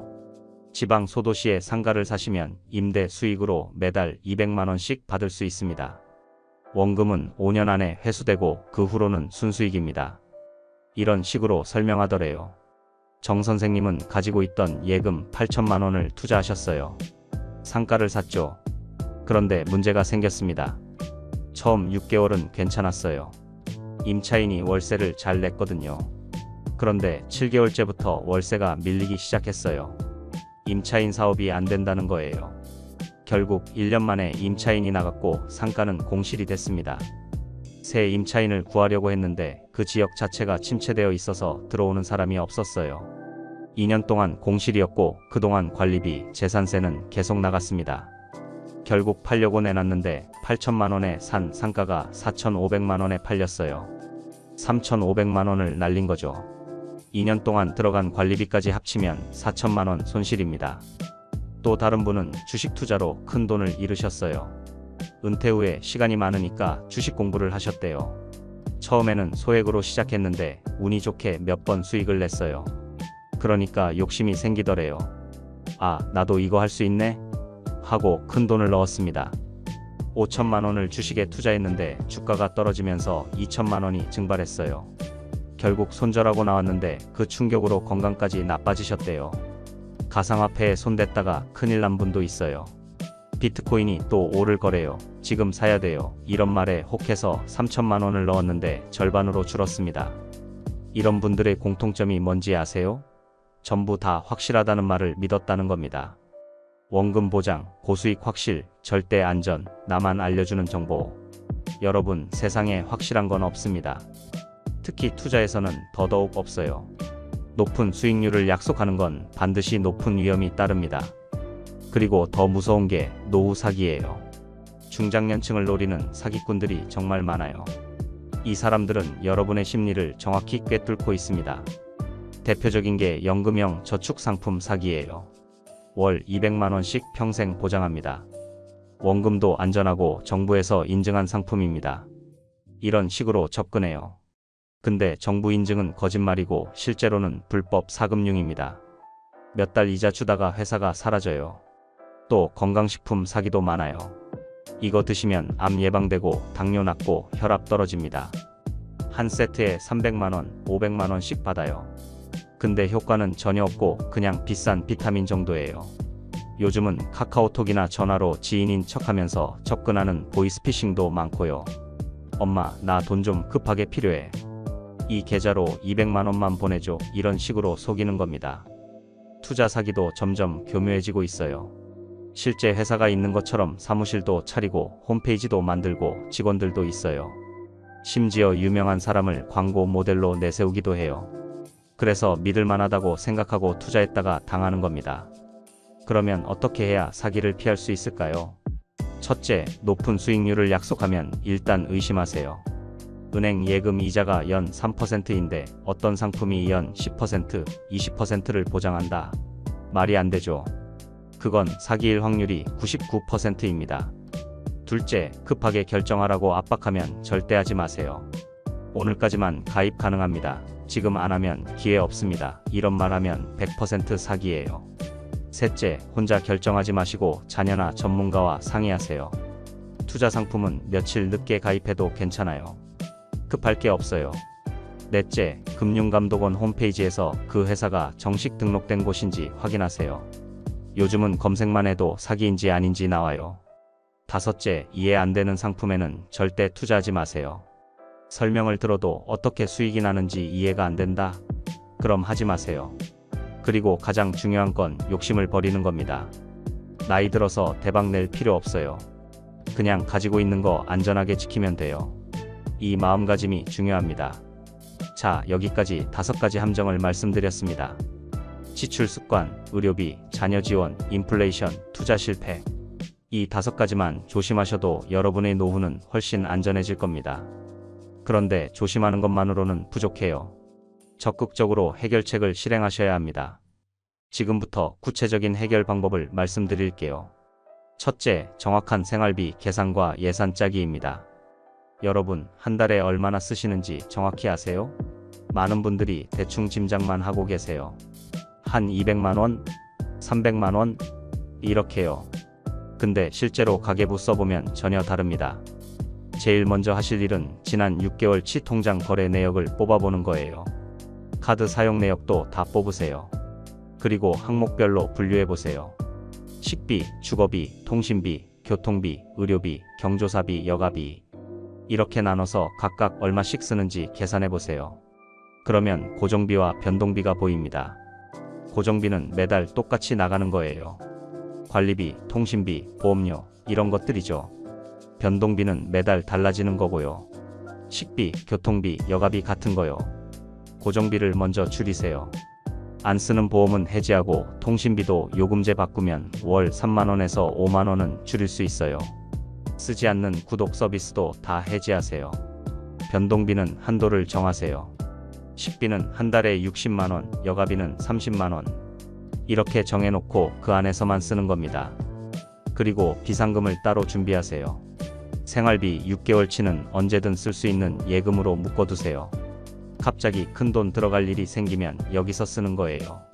둘째, 의료비 대비입니다. 이건 정말 중요해요. 건강할 때 준비해야 합니다. 실손보험은 필수예요. 아직 안 드셨으면 지금이라도 가입하세요. 나이가 많으면 보험료가 비싸긴 한데 그래도 나중에 병원비 생각하면 훨씬 이득입니다. 암보험, 치매보험도 마찬가지예요.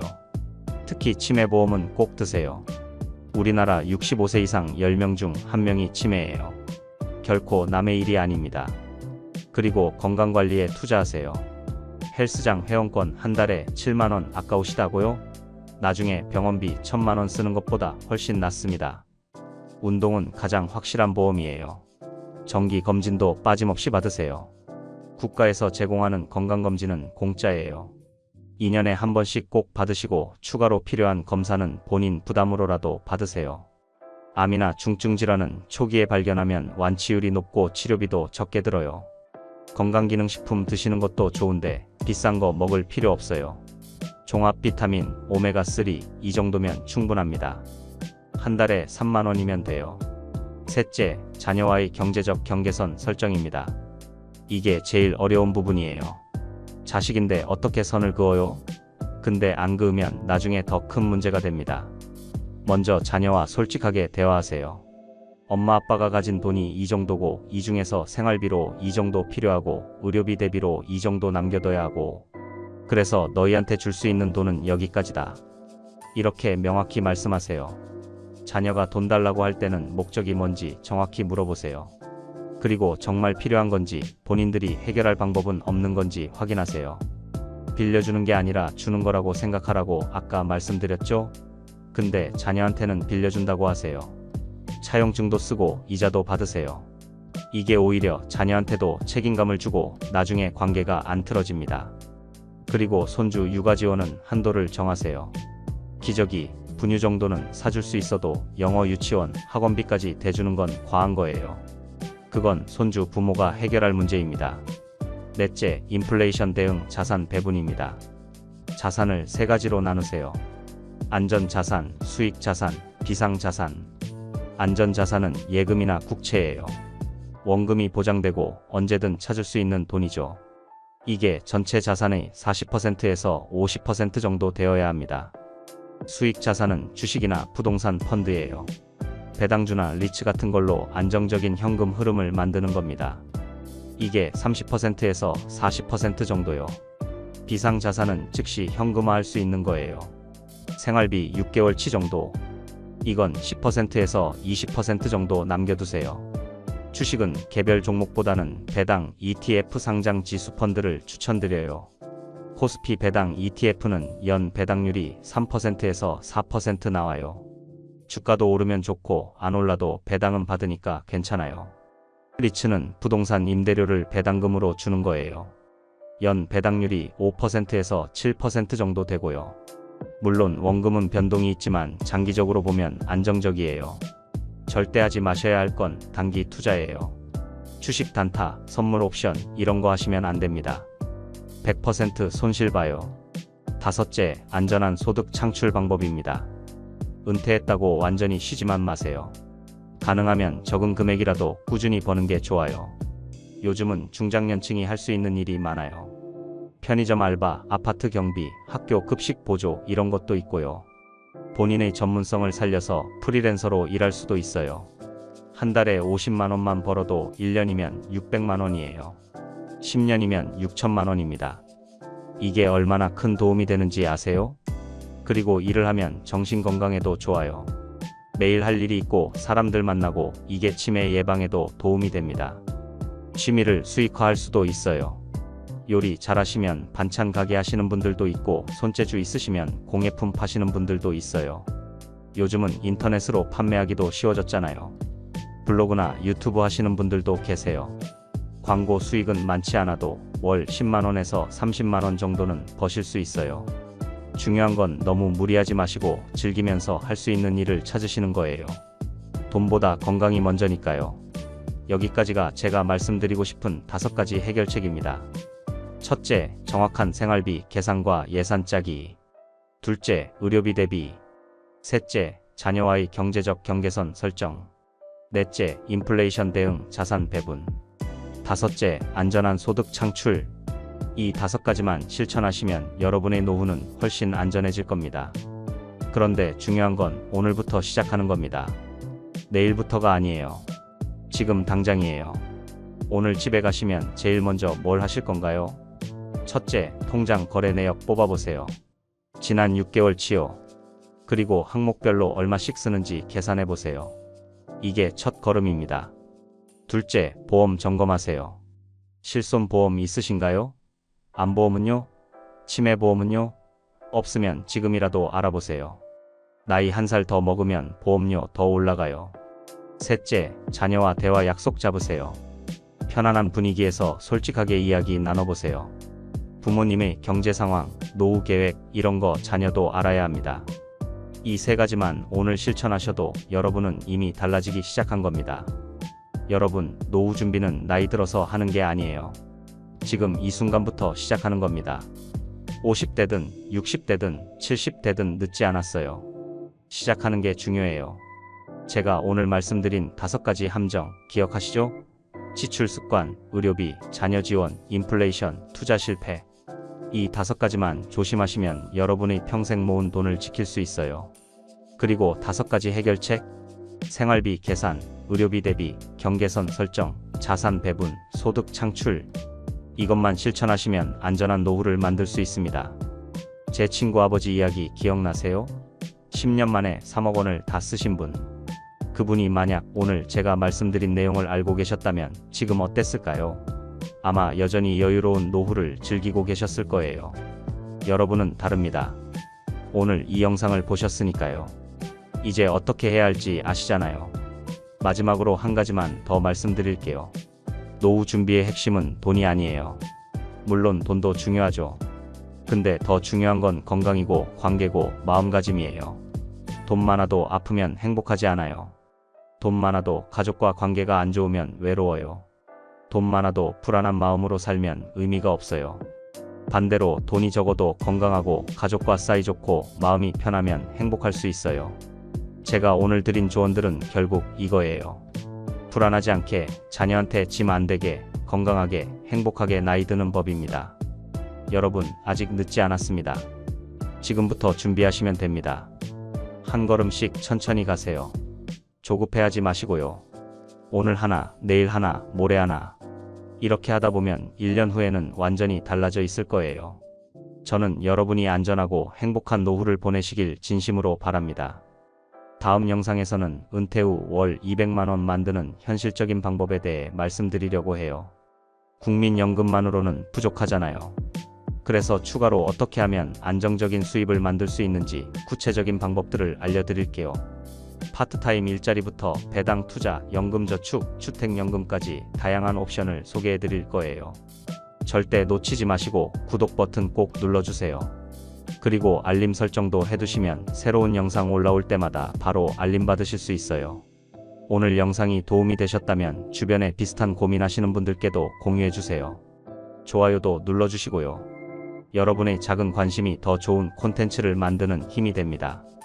여러분, 오늘도 건강하시고 행복한 하루 보내세요. 다음 영상에서 또 만나요. 감사합니다. 여러분, 안녕하세요. 오늘은 노후에 정말 중요한 이야기를 해드리려고 합니다. 바로 집 이야기예요. 아파트에서 살 것인가, 빌라에서 살 것인가, 아니면 원룸에서 살 것인가. 이 선택이 여러분의 노후를 완전히 바꿔놓을 수 있습니다. 제가 아는 박 씨라는 분이 계세요. 올해 70세이신데 평생 아파트에서 사셨어요. 서울 강남에 있는 30평 아파트였습니다. 그런데 작년에 이분이 원룸으로 이사를 하셨어요. 왜 그러셨을까요? 이유를 들어보니 충격적이었습니다. 관리비가 한 달에 40만 원씩 나왔대요. 여름에 에어컨 틀면 50만 원 넘게 나가고 겨울에 난방비 포함하면 60만 원까지 나갔답니다. 혼자 사시는데 관리비만 1년에 500만 원 이상 나간 거예요. 그래서 원룸으로 옮기셨는데 지금은 관리비가 한 달에 10만 원도 안 나간답니다. 1년이면 400만 원 이상을 절약하시는 거죠. 아파트 팔아서 나온 돈은 은행에 넣어두시고 이자로 생활비를 보태고 계세요. 이분 말씀이 진작 옮길 걸 그랬다고 하시더라고요. 아파트가 좋기는 한데 혼자 살기에는 너무 크고 관리비도 많이 나간다는 거예요. 원룸은 좁긴 하지만 관리하기 편하고 돈도 많이 안 든다고 하셨습니다. 그런데 반대 경우도 있어요. 빌라에서 살다가 아파트로 옮긴 분도 계시거든요. 왜 그러셨을까요? 이건 나중에 자세히 말씀드리겠습니다. 노후에 어디서 사느냐, 이게 정말 중요합니다. 잘못 선택하면 관리비 폭탄 맞고 건강 나빠지고 외로워지고 돈까지 잃을 수 있어요. 반대로 잘 선택하시면 편안하게 사시면서 돈도 아끼실 수 있습니다. 오늘 이 영상에서는 아파트, 빌라, 원룸의 장단점을 낱낱이 파헤쳐 드리겠습니다. 관리비는 얼마나 나가는지, 안전은 어떤지, 편의성은 어떤지, 실제 사례를 들어가면서 자세하게 말씀드릴게요. 그리고 매매로 살 것인지, 전세로 살 것인지, 월세로 살 것인지, 이것까지 다 알려드리겠습니다. 마지막에는 여러분의 상황에 맞는 선택 가이드까지 제공해 드릴 거예요. 자산이 얼마 있는지, 건강은 어떤지, 가족 구성은 어떤지에 따라서 최적의 선택이 다르거든요.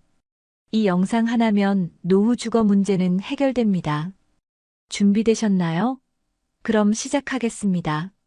먼저 노후 주거를 선택할 때 꼭 봐야 하는 3가지 기준을 말씀드리겠습니다. 이 기준을 모르고 집을 선택하시면 나중에 후회하시게 돼요. 첫 번째 기준은 관리비와 유지비입니다.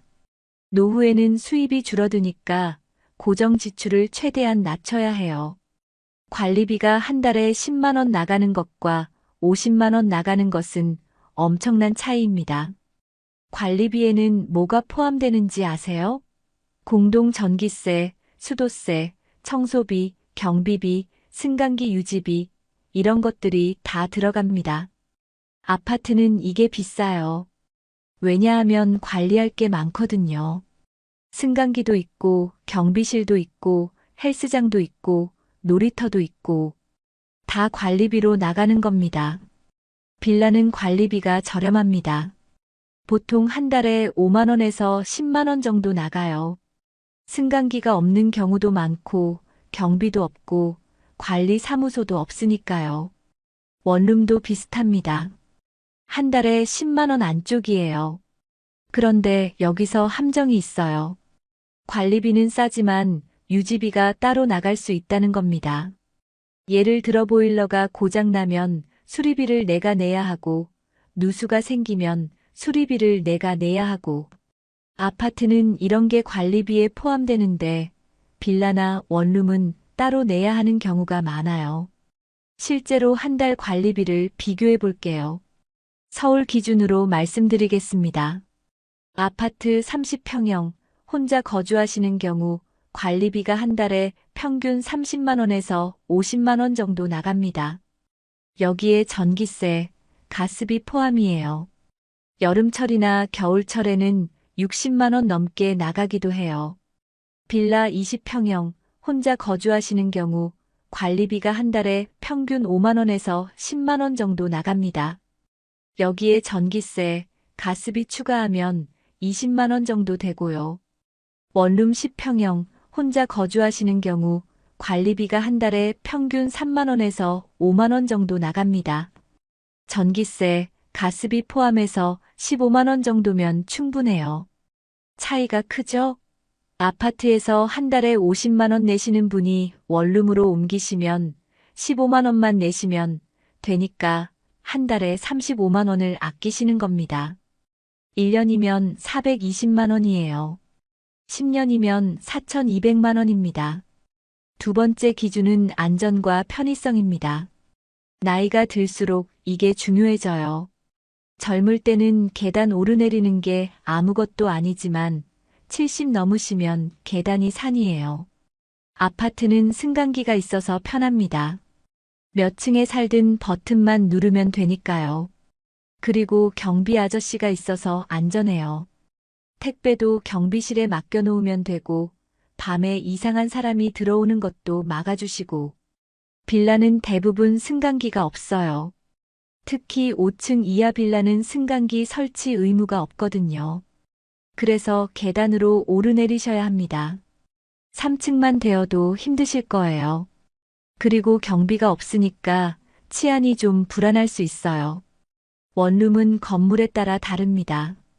대형 오피스텔 같은 경우는 승강기도 있고 경비도 있어요. 그런데 작은 원룸 건물은 승강기도 없고 경비도 없는 경우가 많습니다. 편의 시설도 중요해요.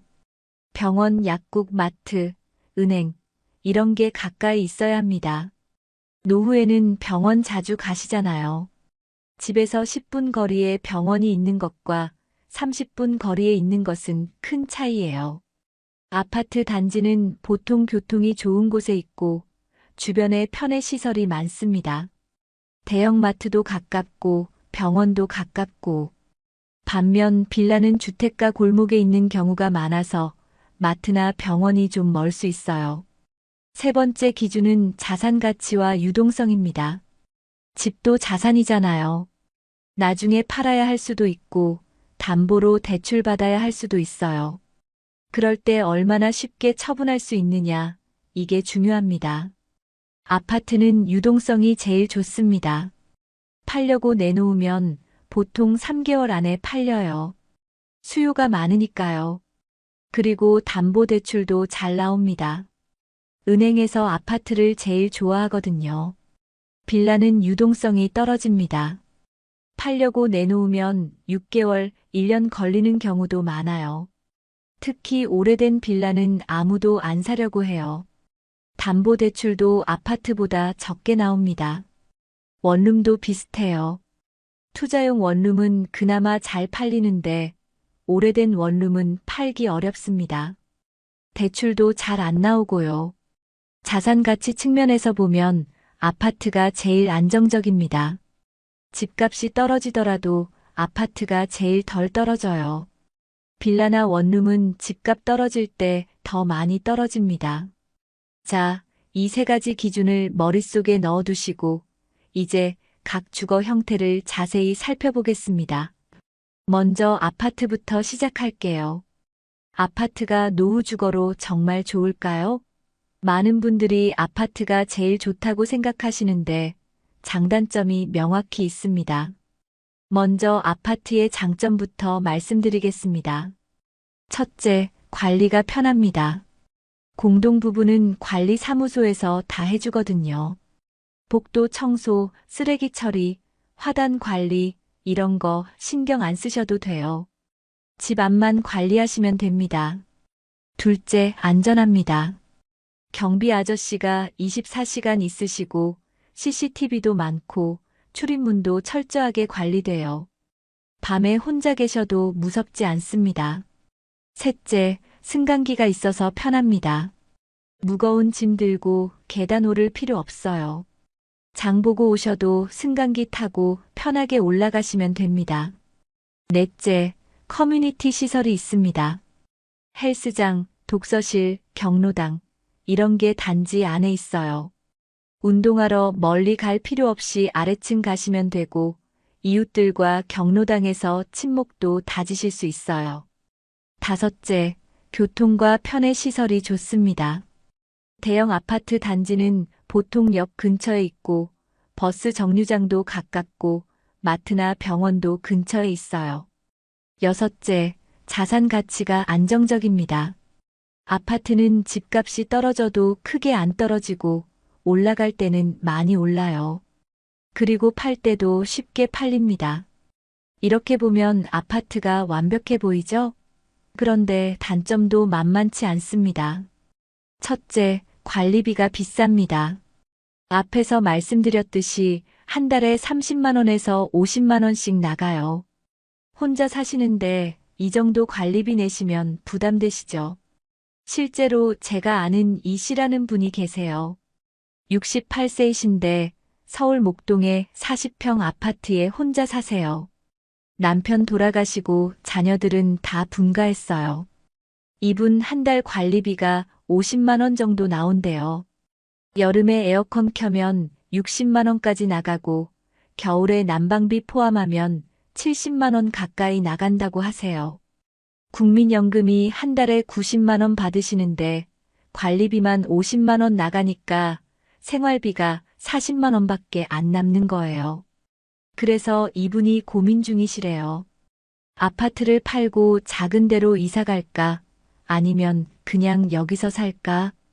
자녀들은 이사 가라고 하는데 본인은 20년 넘게 산 동네라서 정이 들어서 떠나기 싫으시대요. 둘째, 층간소음 문제가 있습니다.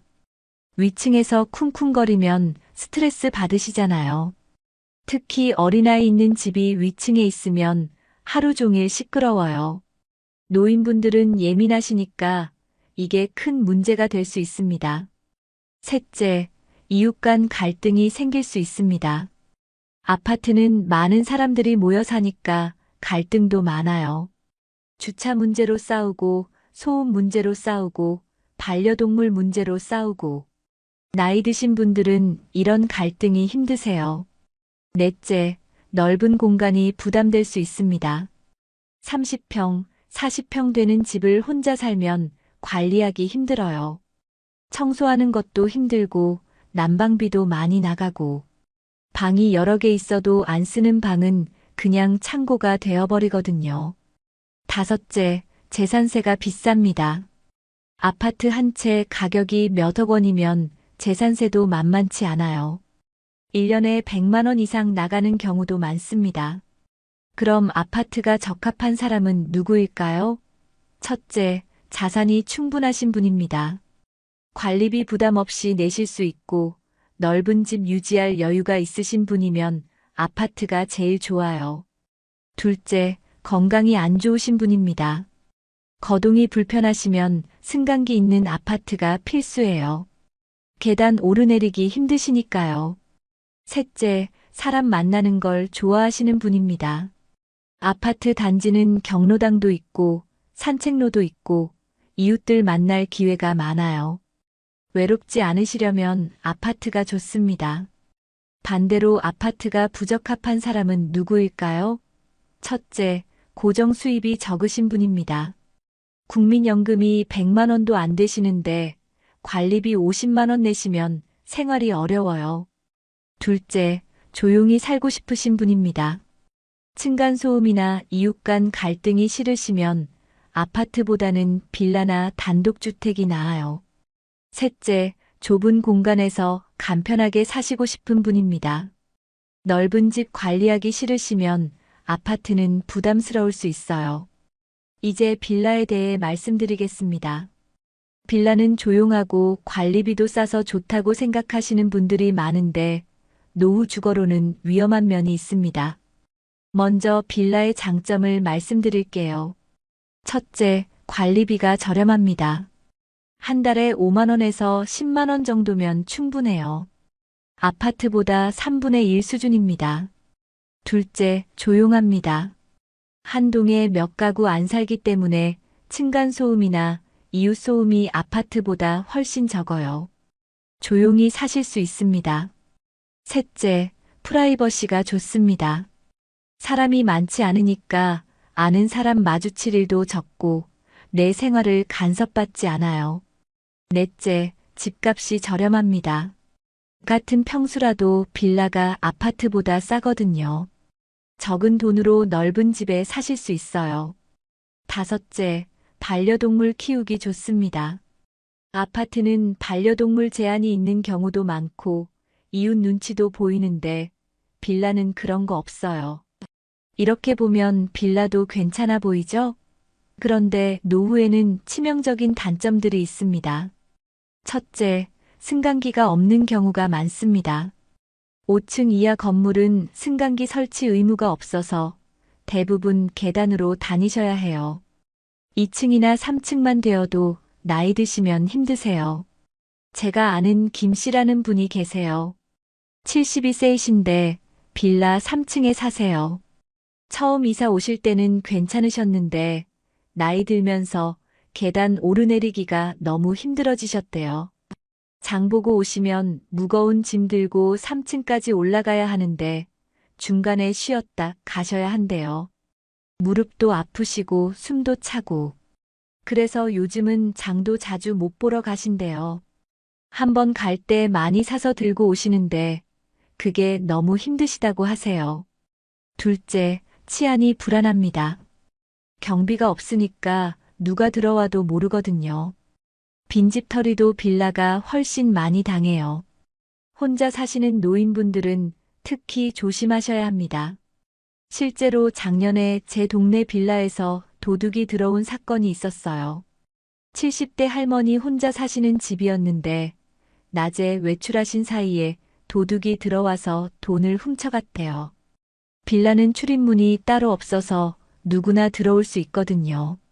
셋째, 유지비가 따로 나갑니다. 관리비는 싸지만 고장나면 수리비를 본인이 부담하셔야 해요. 보일러 고장나면 수십만 원 나가고 누수나면 또 수십만 원 나가고 아파트는 관리사무소에서 해주는데 빌라는 다 본인 돈이에요. 넷째, 전세 사기 위험이 있습니다. 요즘 깡통 빌라 문제 많이 들어보셨죠? 집주인이 여러 세대에 전세를 놓고 잠적해버리는 경우가 있어요. 그러면 전세금 못 받을 수도 있습니다. 실제로 이런 피해를 당하신 분이 있어요. 김 씨라는 분인데 빌라에 전세로 들어가셨어요. 전세금이 2억 원이었는데 2년 후에 계약이 끝나고 집주인한테 전세금 돌려달라고 했더니 집주인이 돈이 없다는 거예요. 알고 보니까 그 빌라에 은행 대출이 3억 원이나 있었고 다른 세입자들도 전세금을 못 받고 있었대요. 결국 경매로 넘어갔는데 낙찰가가 4억 원밖에 안 나왔어요. 은행 대출 3억 원 빼고 나면 1억 원인데 전세 세입자가 5가구니까 한 가구당 2천만 원씩밖에 못 받는 거예요. 김 씨는 2억 원을 넣었는데 2천만 원만 받은 겁니다. 1억 8천만 원을 날린 거죠. 평생 모은 돈이 한순간에 사라진 겁니다. 지금도 소송 중이시지만 돌려받기 힘들 것 같대요. 다섯째, 재건